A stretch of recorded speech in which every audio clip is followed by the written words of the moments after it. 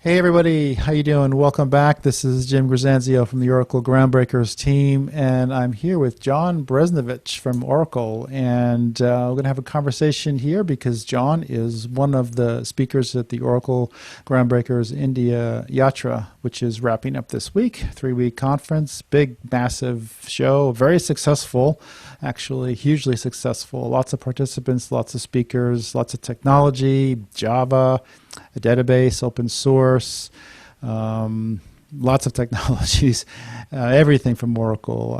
So, John, how you doing? What's going on back there in California? You're in Half Moon Bay, I understand, huh?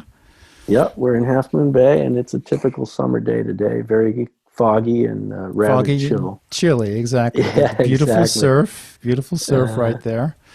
And some yeah, days, no, yeah. yeah. I used to live in San Francisco. I was in Silicon Valley for about 8 years, so Half Moon Bay was always just over the hill, right? So, Yeah, uh, exactly. That's how we call it, over the hill yeah, from over the hill. we're probably about 15 miles due west of headquarters in Redwood Shores, Yeah. right on the ocean. So, So, John, we just met here for the first time. You're speaking at this conference, and I specifically reached out to do interviews with people that I didn't know. And I've been in this job for about 4 years, but doing this particular function for about 3 years. So I haven't met everybody yet, and in the Oracle sphere. And so I just basically weeded out the people that I knew and reached out to the people that I didn't know. there you And go. I'm going to have to explain that to them. But there's not enough time. There's just too many speakers here to do everybody. So anyway, I would love for you to maybe give us a little summary of who you are, what you do, and then we can take it from there. So I'm actually recently rehired at Oracle in last August, and given what's happened since then, I'm very thankful uh, to be back. But I did spend 11 years at Oracle between 2002 and 2014, and so most of my Oracle career involves that period. Um, right now, I work in Enterprise and Cloud Manageability Group, which is where EM Enterprise Manager currently exists. And indeed, I originally joined Oracle as part of the Enterprise Manager team back in 2002. Um, at the time, I had been involved previous to that in a startup that did basically an Oracle database diagnostic tool. Startup was called Savant, and the tool was a very kind of visual presentation of what's happening inside an Oracle database. So some of what I'll talk about at the conference really kind of dates back to those days at Savant when our principal use case was we wanted to show DBAs what's going on in the database. The database was this very sophisticated machine and with lots of things happening inside, and we wanted to kind of give people some kind of a window into that machinery. And prior to that, when now we're talking sort of the 80s and early 90s, I was what I like to call DBA 1.0, right? So I was kind of part of I would say, the first generation of real DBAs. And I associate that with the transition in Oracle from sort of version 5 to version 6. I started as a version 5, and in version 5, all the documents came in a little book that was about this wide, and it was, the DBA guide, the developer guide, and the SQL Plus manual or something like that. And so you could run the whole show yourself, version 5, Wow. developer or DBA. And then in 6, it really kind of jumped in complexity by an order of magnitude. We had these $V things, and they were exposing all kinds of internals. And shared global area was, big and complicated, and so that's kind of when I think DBA 1.0 was born, and I was one of those early DBAs. We used to measure our databases in gigabytes, right? Terabyte, and memory was megabytes, right? So it was a different world. There was, the scale of things today is, when I think about those days, it's pretty mind blowing, just kind of how far things have come. Of course, that was quite a while ago. In Enterprise Manager, I did a lot of work on core database performance area, what is customers will recognize as diagnostic and tuning packs. So database performance page, top activity page, ADDM, AWR, SQL Tuning Advisor, SQL Performance Analyzer. All of those were the features that I spent a lot of time working on user interfaces to those diagnostic and tuning features. And I would say that's most of what I did in 11 years at Oracle. I mean, that spans a lot of projects and a lot of versions. Yeah. Now, currently, we're basically working on replatforming and also designing some new services for OCI, for the OCI Gen 2, so the current OCI architecture. That's the basis for our cloud. And so we're working on database-centric services, core performance management and monitoring, as well as some capacity planning. We have a service coming out called SQL Warehouse, which is interesting. So anyway. Cool. All right. Well, earlier that's what I'm up there, to. Earlier on there, you mentioned visualization, and it's actually a very interesting topic because these systems are so big and massively complex, and no one can know it all. No one has written it all. It's written by large teams, and being able to have intelligent vision into it is also a challenge. Whatever it is, like a kernel or a database or whatever. So the substance of your talk for this conference has got an interesting title for me. I kind of flagged me a couple of words here. Data visualization research experiments using ASH data. So I get two questions on this. Right. What's ASH, and also research experiments? That sounds very sciencey to me. So right. Yeah, it does. So ASH stands for it's an acronym for Active Session History, and so the talk is really about active session history is DBAs will be very familiar with it, but what it represents is basically a collection of very fine-grained snapshots of system activity at the level of database sessions, where if you're familiar with Oracle, all application level work pretty much happens underneath in the context of a database session, either a user or an application connecting to the database and executing SQL. And so the active session history, which is technology that was introduced in Oracle 10 and was really part and parcel of what I spent most of my career at Oracle doing, which is exposing database manageability features, of which active session history was one of the, I would say, principal and most important components. That technology basically is a built-in mechanism by which session state is captured once per second and persisted off into memory first and then eventually onto disk. And so what it really represents is, I like to think of it as a huge, almost videographic kind of record of what happened in the database. And the only problem is that, we need the right glasses to see into that and to actually see what was happening, because so much of what happened during some period of time in the database is captured by ASH, by active session history. It's just a history of what went on a second by second basis. And yet, the issue is really, how can we kind of translate that into something that tells us what went on in some meaningful way, right? And so we've done a lot of work in that area. People will be familiar with the top activity page in Diagon Tuning Pack. There's another feature we have called Ash Analytics. And both of those are user interfaces into Oracle database performance that are based on summarizing Ash data.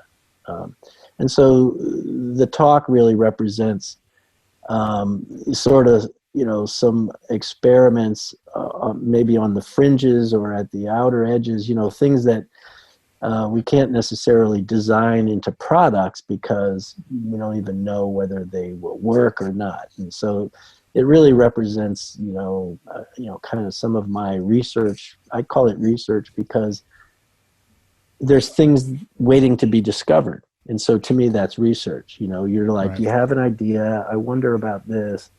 Let me investigate it. And here the investigations actually constitute different ways to summarize and visualize Ash data and apply visual kind of visualization constructs to different variables in the Ash data. It really is a matter of discovering cool things. And so that's why I call it research. You don't know ahead of time. You say, well, what if I do this and I make that and I map this variable to color and that other one to the X axis and I take a log scale for this and what's that going to look like, right? Well, Right. You just got to write the code and see. And then sometimes you go, whoa, okay, that's pretty cool. And that's when you discover something. So. And I think I actually have a discovery that I will be showing during my presentation. Oh, So, cool. That's great. I'll put that out as a teaser. Well, I mean, this is, that's why I specifically asked about it, because I follow science. I'm very interested in science. I used to work for some research universities when I was younger. And so I've been around scientists a lot, and doctors, physicians, veterinarians, biologists. And now in this field, I'm around computer scientists, so this whole process of discovery interests me. And so that's why I kind of flagged it in that title, because, if I'm a DBA and I'm managing these systems, and I'm not a DBA and I'm not managing these systems, and that's a good thing, I can assure you. But nevertheless, if we need to imagine this. I can imagine a scenario where I would want to know, not necessarily need to know, but want to know something that is going on for the purposes of imagining what could be a reality, an opportunity. In other words, if this, then that, right? So thinking in those terms. Secondly, just to understand what's going on more than I would need to simply manage the system. And so it's a great service you're doing, because I would imagine that anybody, because everybody I talk to thinks along these lines, to one degree or another, because they're technical people and they're coming from a science background. And so they must be thinking along these lines as well. What could be happening there that I might actually need or want? Maybe it could be a new feature in the product, right? Right. Yeah, no, I mean, these things have happened. I mean, the Ash Analytics load map, for instance, was really a direct result of some research experiments that I'd done using tree maps on Ash data. And actually, in the sense that what I was interested in was, more real-time kind of interfaces, and I thought that tree maps on top of Ash data might work for that. And it turns out they were really terrible for that, because the cells would reorganize with every refresh, which is not what you want if you're trying to pay attention to something. You don't want it to run around the screen. But it ended up being, in a more static view, sort of a tree map assembled out of multiple Ash dimensions, sort of organized as a pseudo hierarchy, was a very effective way to look for problem signatures in what's happening in the database. And by problem signature, really what I mean is, when we attack database performance problems, we kind of look for where the big time is being spent and try and shrink that down, right? Because database time is user time, you shrink that down, then users get their answers faster. That's kind of the meta principle. And so what we look for is, imbalances in how database time is being sort of spent inside the database. And this business about a multi-dimensional tree map organized around various dimensions from ASH, of which there are dozens. There's actually over 100 in current versions of ASH. It became a very powerful way to sort of look for combinations of indicators that were accumulating or causing the accumulation of large amounts of time. And if that kind of, that combination of indicators might point you at a root cause, right? And so that was sort of and all that was kind of, the outcome of this research, so-called, that I had done, sort of applying a certain visualization, the tree map, to a certain kind of ASH. So, I kind of been doing this thing for a while, I guess. When are you giving the talk? Talk is Thursday morning at 9 a.m. my time. Your time, okay. So the 16th, 9 a.m. California time. Yeah, cool. Which I think amounts to pretty late India time. Yeah, that's late. But they go right up till 10 p.m. here. I've been very impressed by the conference, I'd like to say that. They've been, a lot of social media stuff. I mean, I'm a pretty low-key social media guy, but lately all of my, my Twitter is like, yatra. It's the thing is, when you go there, by the way, that's really good to hear, because this is the first time they're doing this virtually, and I've spoken to Sai, and it's taken an enormous amount of work, because they do things at scale, as you can tell. Yeah. When you go there and go to one of these events live, I don't know, have you been to India for one of their events? No, I haven't. It's something to see, just from a project management experience of how they put on conferences. A large team of people actually manage it in the field, all in their own time. Everyone's a volunteer. A lot of attendees, a lot of activity, very low key, but very interesting. They do very interesting things that you wouldn't expect from another conference. They bring the culture of India into the conference. It's not just forklift from Silicon Valley, okay? It's not just a California thing. It's a genuine Indian experience. And they're, separate from that, these are smart engineers. Right, so they're talking tech at a very serious level, and so anyway, I'm glad to see that the online conference has gone well. I've attended a few sessions. I presented one as well, and I was also very impressed. But I've been busy doing these interviews, so I haven't attended as many as I would have liked to. I've gotten 2 or 3 or 4 in, actually on top of my own, on top of my own talk, but. Yeah. This actually brings us into the community thing. I also wanted to talk about the community because you were saying a little bit earlier before we started recording that you've been involved in user groups over the years and hundreds, as you said, and, hundreds of presentations. I can't even imagine that, and I do this for a living. But I mean, that also seems like it's an important part of where you come from in terms of being a technologist. Yeah, I think so. I mean, especially, so I started in the user community action really as a part of being a co-founder of Savant Corporation and having to market our product to DBAs. And so, we're a pretty small operation, not much money, and that was pretty good way to get in front of our potential users and customers, and so I can remember back in like the late 90s, I think one of my first sort of popular presentations was called Probing for Problems in $V tables, and so it was very much about running little queries that could show you who was blocking and who was locking and who was having a bad day, kind of thing. And DBAs love that stuff, right? Because back then, $V tables were really the kind of cool. They were very cool new things. Now probably, you learn about them in the first day of DBA kindergarten or something, right?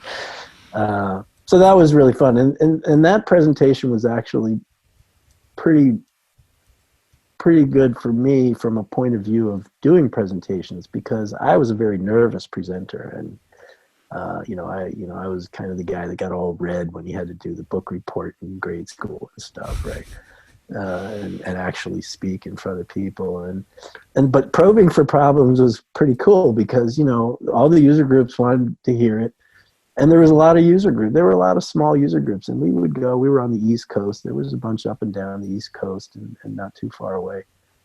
And so, after like the 10th time I did the thing, it was kind of hard to be nervous about it anymore, because I realized, hey, you're not going to die. And if you don't say anything for 30 seconds, nobody cares but you, right? And Right. all these other things that, kind of relieved me of all the tension.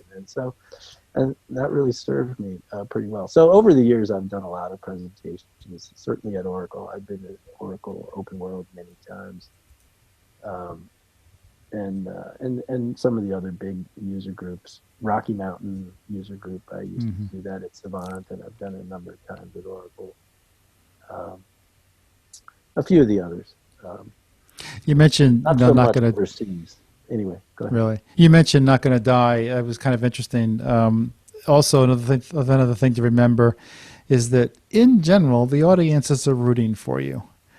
Exactly. I've never been to this. This might not be true in comedy, but in general, in tech, the audiences, they're geeks, they're technical people. They're not there to. They might be critical in the sense of questioning you or something, but they're not there to see you screw up. My experience is that they're actually cheering for you. So Right. And because I too struggle with my own presenting. I've done very little compared to you, but it's a big deal for me. So I know exactly how you feel. So Well, when you only do it once, you see, that was the key. When Right. I was doing that same thing over and over and over again, Right, it was exactly. pretty much, I was doing it in my sleep by the end, and then I was able to realize, oh, you don't have to be nervous. yeah. You made that mistake. Nobody shot you. All right, John. Well, it was really great talking to you tonight. Yeah, likewise. Data visualization research experiments using Ash data. So cool. You're going to do this in a couple of days, and I hope it goes well. And maybe when the world gets back to normal, because I know this is the new normal, but I actually reject that. This should be known as the temporary abnormal. And Right. so hopefully we will see you at a conference around town sometime. Okay, thanks, Jim. Okay, we'll talk to you Enjoyed it. soon. Thanks. Yep. Bye-bye now. Okay, bye.